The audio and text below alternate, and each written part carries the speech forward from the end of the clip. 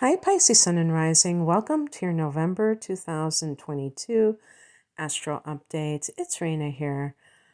Well, one connection to Pisces is that Jupiter's going direct in your sign at the end of the month, or third week in the month. And I don't know how many of you know that Jupiter is your ancient ruler. So you have a special connection to Jupiter. And just like I am a sun in Sag, and that's the ruler, the modern ruler. And so when Jupiter goes retrograde, you might notice with, people who have this connection to Jupiter might feel that something is a bit off, not really flowing as it usually does. And so hopefully you'll start to feel much more like everything is going the way you want it to go, because this is going to be in the first house of the self. But let's start at the beginning of the month. So actually the second week we have a lunar eclipse at 16 degrees of Taurus, but it's also forming a conjunction with Uranus, which is retrograding, and an exact 16 degrees. So how does that affect Pisces? Taurus is your third house. You've had Uranus here for at least a couple of years. And by the way, I've been talking about things going viral, like videos going viral. But this is another sign and placement where this could actually happen, because the third house is considered social media. And Uranus is technology. So a lunar eclipse could, have like a breakthrough. If, let's say, you have a YouTube channel and you've been hardly getting any views, and you get that video that goes viral. So I definitely would say, as somebody who obviously has a channel myself, don't give up. When I started, it was so much easier to get a following, and it has just, there's just so many hoops that you have to jump through. But if you just look at YouTube as your hobby and don't worry about, oh, I'm going to make all this money, I'm going to get rich, but just think of it as your hobby, then you'll be more likely to contribute videos to it, because you do want to be consistent. And I could see a sign like Pisces, if they had a YouTube channel, being very inconsistent, because your emotions might dictate whether you choose to make a video. And if you feel like you're not getting anywhere, you might just say, screw it. What good is it? But just, if you just think of it in terms of your hobby, you never know. But obviously I'm talking to people who want to do it. If you don't like this kind of thing, then that has nothing to do with it. A lunar eclipse can really bring something to light that has been perhaps being kept secret, because it's a powerful full moon. The third house can be the area of your siblings, so your brothers and sisters, but other family members like aunts, uncles, cousins. And sometimes there are secrets that come out in families, and it blows everything wide open. You might be the person that's holding space for others that is kind of, or you might be reeling from the information yourself. Who knows? I mean, if it's something that you just did not know, or you were in denial over, this can be great for creative writing, because the third house can be writing. And if you're somebody who considers yourself a writer, you might just be writing up a slew and doing really just like almost like automatic writing. I don't know, something like that. So definitely, if you are creative in some way, go for it. Don't hold back, because this is a very powerful energy.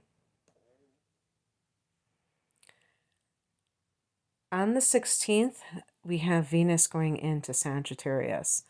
Sag for Pisces is your 10th house of career. Now, you've had some really nice energy here the last few years with various transits, including eclipses here in Sag and Gemini, a couple of years ago or whatever, maybe even last year. Time goes so fast for me. So, Venus here could be that you get a raise, that you are favorably looked upon by people in positions of authority who are able to help you. They want to help you. This could indicate popularity with the public. So again, if there's something with that third house and the lunar eclipse that has to do with social media, this could just seal the deal. Mercury goes into Sag on the 17th, and you could be talking to people in positions of authority. So if you're like interviewing for whatever your career is, then this could be that as well. But again, you may be talking to people from a public place, and there might be it's almost like getting thrust into the spotlight in some cases. And so you have to kind of speak to people about something, kind of like, celebrity does. But that would be just certain circumstances. The sun goes into this 10th house on the 22nd, and this is your career mode that you're going into. And the very next day, we have a new moon at 1 degree of Sag. So that too can indicate like new beginnings, having a new direction. If you do get a promotion or something like that, it can be maybe you're in a different department. I don't know. But then the same day that new moon occurs in your 10th house of career, you have Jupiter going direct in your sign. So that's what I'm talking about. Now that's what I'm talking about. That really could be showing that you are starting to go really well. And it's not to say that you were floundering, that you weren't doing well, just to say that things may have slowed down a bit. So that's awesome. And I believe that Jupiter is going to go back into Aries in December, but I'm not sure, but I don't know exactly what date. And the other thing to mention here is that you have Neptune in your first house of the self. So I don't know how long Neptune is going to stay in Pisces. I think it'll be several more years.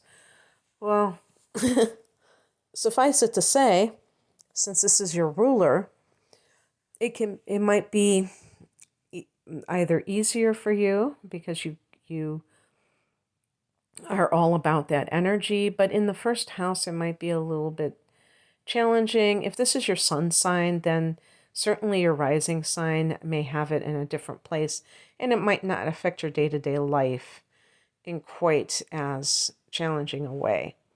But this idea of, how do you see yourself? How do you present yourself? This may be going through a time where you don't have that clear way of thinking of yourself, but sometimes it can actually be quite good because depending on other factors, it can lead to the person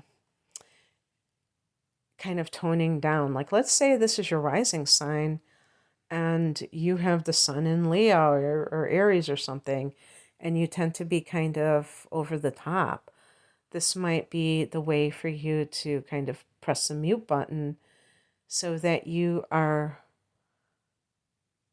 not necessarily craving that attention as much as you are trying to be more passive. There's a meditative quality with Neptune, and a quality that is more about humility and self-sacrifice than, being the show off. So anyway, that's what I have for you, Pisces. I hope that this resonated. If you would like a private reading, I'm promoting my double readings because they are a good value, but also because they're comprehensive. If you've never had like a chart analysis, it contains an hour of chart analysis with an hour of upcoming transits for the next 12 months. So, getting that in a package deal can be really good. And I do have another one with the tarot that is similar. I also have standalone readings. You can find out more information at the link below. I'm at RainaMoonAstrology.com. Thanks for listening. Take care. Bye.